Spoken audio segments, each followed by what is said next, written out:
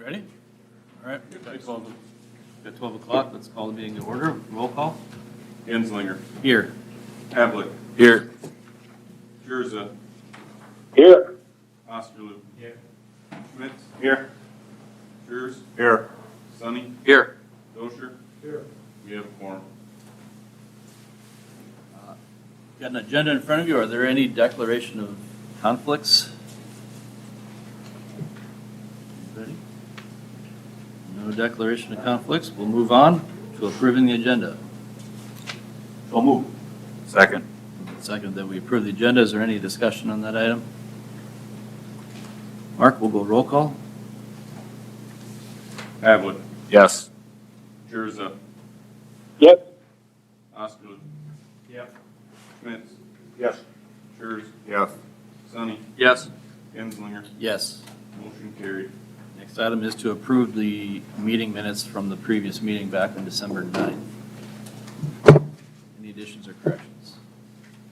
Motion approved. Second. Moved and seconded that we approve the meeting minutes. Any further discussion?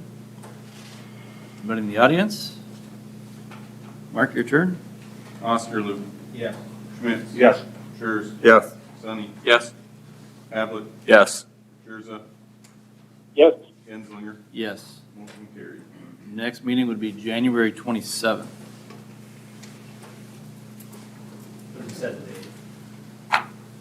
Second that. Moved and seconded that we set the date for January 27th. Any further discussion? Mark? Schmitz. Yes.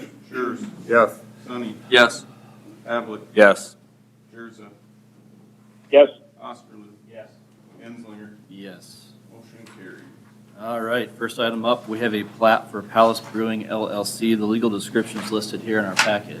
This may look pretty familiar to you. You've seen it once before along the same lines. They had originally came in and platted this. It was never recorded. They ended up still working out some discrepancies with the railroad for where they were going to set their boundaries. So really what changed is some measurements and a footage down here at the south side of this lot. The legal description is exactly the same since it was never recorded. We can still use that same legal.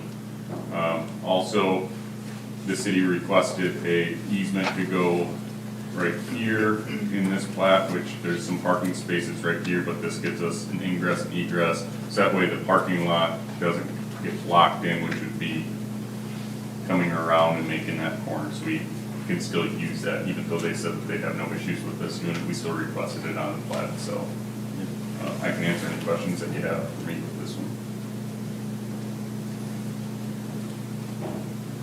Any questions, guys?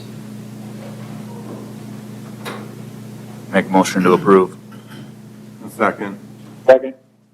Moved and seconded that we approve the plat as presented. Is there any further discussion? Is there anybody in the audience that would like to address this? Mark, we can go roll call. Jers. Yes. Sonny. Yes. Havlet. Yes. Jurza. Yes. Osterloo. Yes. Schmidt. Yes. Genslinger. Yes. Motion carried. All right, next item is a conditional use permit for Ashbrook Trail Apartments Limited Partnership. Ashbrook Trail Apartments Limited Partnership has applied for a conditional use permit for multi-family dwellings of more than 24 units located in the 2100 block of North Minnesota Street. The legal description is listed. Said real property is zoned R4 High Density Residential. Mark. Notice was sent out to the neighbors, published in the paper, signs posted. There was one response in your packet with concerns over traffic and parking. There was another response that was handed out to you, and Larry received that this morning as well, about traffic and pedestrian walking. The applicants are here to present this project. This is for conditional use for over 24 units. If this gets approved by Board of Adjustment, this is R4, so it would not come back to this board again. It would just be an internal review for site plan, for drainage, parking, all of those things. The applicants are here to answer questions that you have. Is there any questions before I bring them up? Applicants, would you like to come forward? State your name at the podium there. Good afternoon. I'm Joan Franken. I am the sole member of JMF Investments that will be the general partner for this apartment complex. We're proposing we're asking for a conditional use permit for a 43-unit multifamily apartment complex that will be for seniors 55 and over, and consisting of 27 one-bedrooms and 16 two-bedrooms. We did receive notification of the concerns specifically for the traffic that would probably be shed onto Wisconsin, but we don't show an access onto Wisconsin Street, so there will be no access on Wisconsin. For Minnesota, there will be access, a single access onto Minnesota. And what we have for our building is where we're also concerned with the fire safety. That's usually where they talk to us about how a fire truck would come in and out of that. So we do have that where they can come in, turn around, and go back out that same access. In our experience with the other senior properties that we have, this provides parking for 65 stalls. That's what we're required to provide. And for our other 6 senior properties that we have within Sioux Falls, we have a small 14-unit one here in Mitchell as part of a multifamily project. And then in Aberdeen, usually the cars associated with a 55 and older complex are at 65%. So even if we estimate high, 70% of the tenants that live there would have vehicles on the higher end. And then I did ask about just our average age that lives there, even though it's 55 and older, and I will say I fall into that category. Our average age for applicants there ranges between 70 and 75 years of age. So we are mindful because we want our tenants to have walkability as well if they want to get out and walk.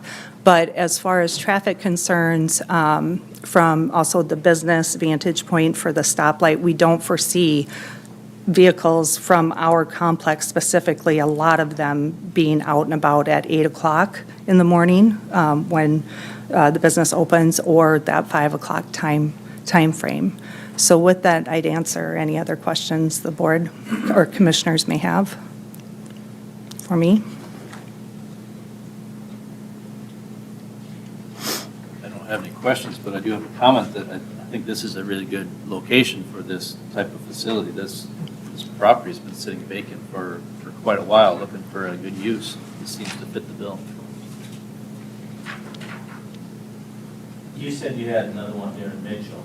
Can you name that one? Yep, it's Grandview Apartments, and so what it has is it has 34 units, but 20 of them are townhome units, 2-story townhome units, so for families, and then 14 units were for seniors. And it was a HUD property that, again, a company that I was involved in, purchased and renovated. We just did rehab on it and kept it as a HUD property.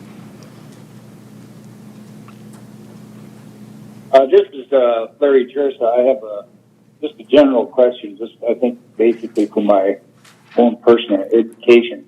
How can you designate the age of your tenants,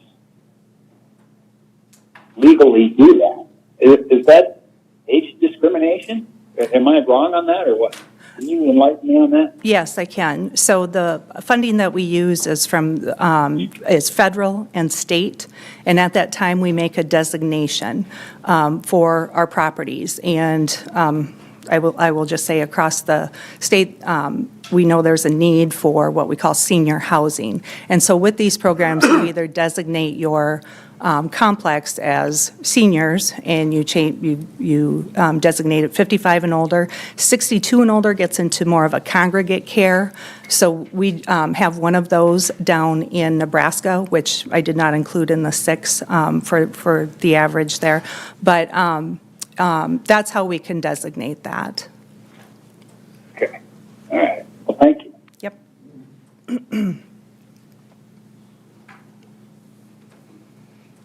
Any other questions? Does that designation last in perpetuity? It Or is does. there a time frame? Okay. Nope, it does. Even if the ownership changes? even if the ownership changes. So we are in this for 40 years, so there's a deed restriction that goes with it, and with the funding that we get, they will designate that in the documents that are recorded with the title company. So 40 years from now, I'm not saying that couldn't change, but it may change 40 years from now. So, okay, I won't either, more than likely, so. It'll be a hard one. All right. Any further questions for her before I open it up to anybody else? All right, thank you. Thank you. Is there anybody else in the audience that would like to address this item? Paul?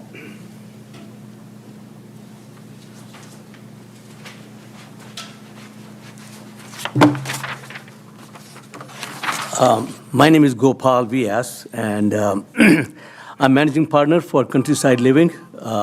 That's is the independent living, assisted living place on Wisconsin Street.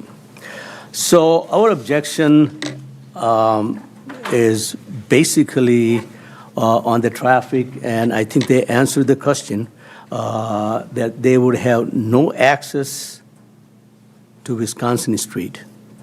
I didn't have any drawings, so there's no way for me to know as how the building will be built. Parking-wise, if they say there's no access to Wisconsin, so I don't really expect any cars going through Wisconsin, so that really answers my question. The question I also have is this, that how would they plan to then have some kind of bifurcation between Wisconsin and their property? Maybe the rows of trees. I don't mind people walking through it because that's what our residents will be doing, is walking around that Wisconsin street. So the trees are okay. So if the tenants from Ashbrook wants to walk, that would be great. Another question I had was, they talk about 43 units. When I looked through the documents from South Dakota Housing, there's something doesn't really make sense to me. They said 27 one-bedroom, 14 two-bedroom, and then it says that there will be 5 units which will be normal rent unit. So either there's 46 units or 41 units. So it didn't really make sense to me as where we got 43 units from. And next question I had was 3 stories. So there isn't any other building around that area which has 3 stories, if I'm not wrong. So are they going to have a basement and then 2 up on the top? It's kind of immaterial. It's just, I just wanted to know about that. And those are the only concerns which I have. Thank you. Do you mind addressing those 2 questions?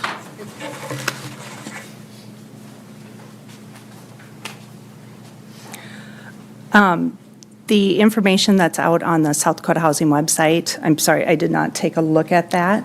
And sometimes when we have 5 market rate units in this apartment complex. So 5, they still have to income qualify in order to be able to pay their rent, but we don't have the income restrictions on them. And so whoever published that may have gotten that a little off. So this is set for 43 units, and once we get approved from the state, we can't change that. So it's 27 one-bedrooms and 16 two-bedrooms. And so I think maybe with the market rate that they talked about, somebody got a little off in the publication of that. Secondly, and we updated a site plan with our engineer, was over here actually last week, I believe on Friday. because we were having some soils tests done, and we have to have a Phase 1 environmental done. But, so with that, we sent revised or updated site plan to Mark this morning before we left Sioux Falls, but showing no access onto Wisconsin. And so, and with the proposed parking, and this is the layout that our civil engineer will move forward with, pending, we'll get the soils reports by the end of this week, to do that. The three-story building is 3 stories from the ground level. So we don't have any basements on this, or any floors that go below or partway below ground. It's a three-story building that will be built on that site. This is the preliminary design. The color will be a little bit better once we go through and get that finalized. But, so with that, yes, it is 3 stories, which is within the request, or the R4 zoning with the request for conditional use permit. Okay, thank you. Yes. I know there was a comment or request for trees. They'll be required to follow the landscape ordinance per our city code. And like she said, the 3 stories is permitted in R4. The only reason this is here, because it's a conditional use for a dwelling of more than 24 units. So is it a safe assumption that approval of the plat would be followed by approval of the plan? I think there's already a plat for this property, probably. It's been platted previously, so there's no plat with this at all. Got it. So it would just go to John Haig for plan review and approval, and that'd be it. Correct. Next step would be to make sure that they follow all the city codes and ordinances through the building permit. Is there any concern from the city with some of the traffic concerns that have come up? I don't. I mean, is it all bad if they do go off onto Wisconsin's street? I mean, you're talking,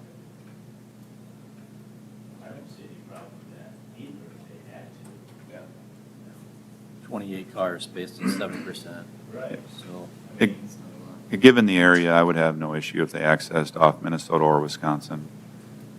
Wisconsin may need to be updated to a curb and gutter section with sidewalks. Maybe this project would increase the need for that project to happen. There's been a little bit of discussion of the potential of making no parking on Minnesota and make that into a 3-lane, 2-lane with a center turning lane. But we need to do some more observation to see if that would be a good fit for those 2 blocks. Joe, do you have a preference, one way or the other, how traffic patterns flow in that, with this development? Not necessarily. I do think access off Minnesota makes a lot of sense just because it is a busier road and people expect traffic on that road. I do know it's more difficult to travel when the workday is starting and ending just because of the traffic volumes of people leaving at that time. But generally speaking, as far as traffic goes, it's not that busy except for around those peak times of coming and going from work. am I seeing this right? There's no sidewalks to the north, that property up there. Would they be developing that here soon? So that is a curb and gutter section, so they would be required to put sidewalk in along this. At that time, we probably would do an assessment to include sidewalk on that property to the north, just to finish that section of street out for sidewalk.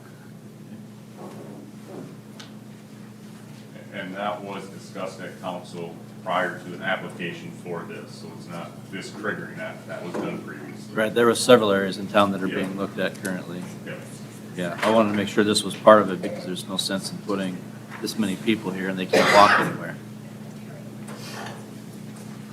Any other questions, guys? So can we make the approval conditional on no access from Wisconsin? That would be your prerogative, yeah, you could do that. I'll make that motion. Is there anybody that wants to second that motion? This is yours, I'll second it. Moved and seconded that we approve the conditional use permit or recommend approval of the conditional use permit with the caveat that there's no access to Wisconsin. No vehicular access. Good point, yes. Is there any further discussion on that motion? Anybody in the audience want to address the motion? What'd you say, John? I didn't hear. So we're recommending approval. And the only condition would be that there's no vehicular traffic from Wisconsin. Okay, thanks. All right, we're ready for roll call. Mark? Schurz, Yes. Sonny, Yes. Havlet, Yes. Jurza, Yes. Osterloo, Yes. Schmidt, Yes. Genslinger. Yes. Motion carried. Next item on the agenda is a plat for Michael and Jean Haley Joint Revocation Trust. The legal description is listed in our packet. Yes, this is outside city limits, but within the 3 mile. It is our zoning jurisdiction. The county planning commission has seen this and recommended approval of it. The county commission will hear it next, or tomorrow actually, at their meeting. It does fit within the zoning jurisdiction and sizing requirements. I can answer any questions that you have.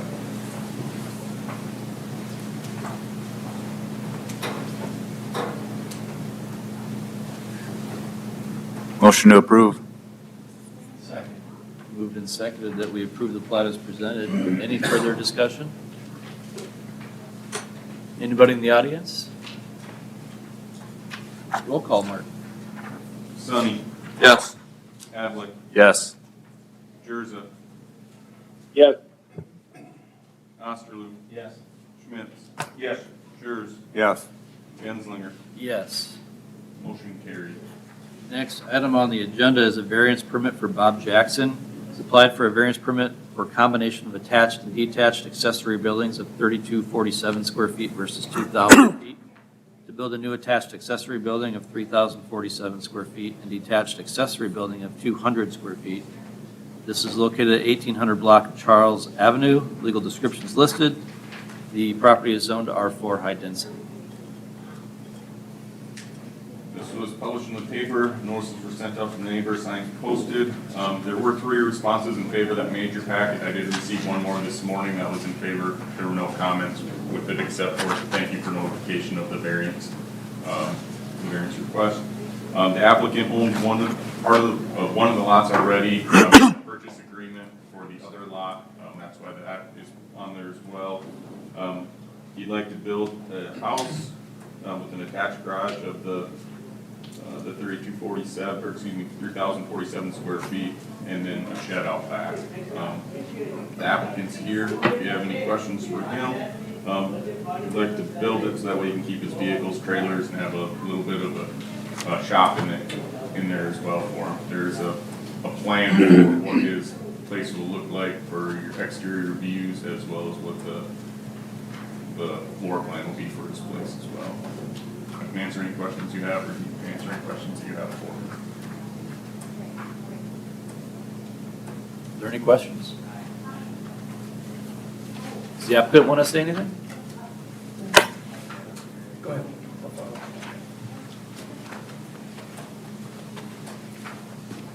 My name is Bob Jackson. I guess I'm the one applying for the variance. Just kind of requesting this to go through, and so we can actually park our cars, skid loader, trailers, just try to keep things looking nice, and I would like to keep my place looking nice, and by keeping everything inside. Is there any wrenching going on inside here? Is this No, business, or is this purely residential? He's a Mr. I Fix-It. change my own oil, that type of thing, yeah. But no customers are coming in and out of here? None at all. No. Okay. So then it's safe to assume that you won't have a bunch of stuff sitting outside. That's correct. Yep. I live just kitty corner from there, so that's kind of important to me. Okay. That stuff is inside. Yeah, I do that right now in my current house, so I've got one small trailer sitting outside, and hopefully with this, I'll have space for that as well inside. So you won't have a basement underneath the No, house then? nope, it's on slab. Looks like it's gonna be a nice house, nice place. Thanks. Thank you. Yeah, that's just like the apartment in yours. I think that might be bigger than mine. I think it's gonna go the other way. I guess, do you have any questions for me other than that? All right. Sounds to me like we're ready for a motion. Okay, Thank Motion to you. approve. Second. Moved and seconded that we approve the variance permit. Any further discussion? Anybody in the audience? See anybody else? Mark, let's go roll call. Havlet, Yes. Jurza, Yes. Osterloo, Yes. Schmidt, Yes. Jers, Yes. Sunny, Yes. Genslinger, Yes. motion carried. Is there any other business to come before this board?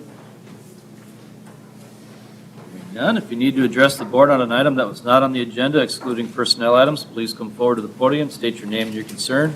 Presentations are limited to 3 minutes. Items will be considered, but no action will be taken at this time. Seeing as nobody's coming forward, we are adjourned.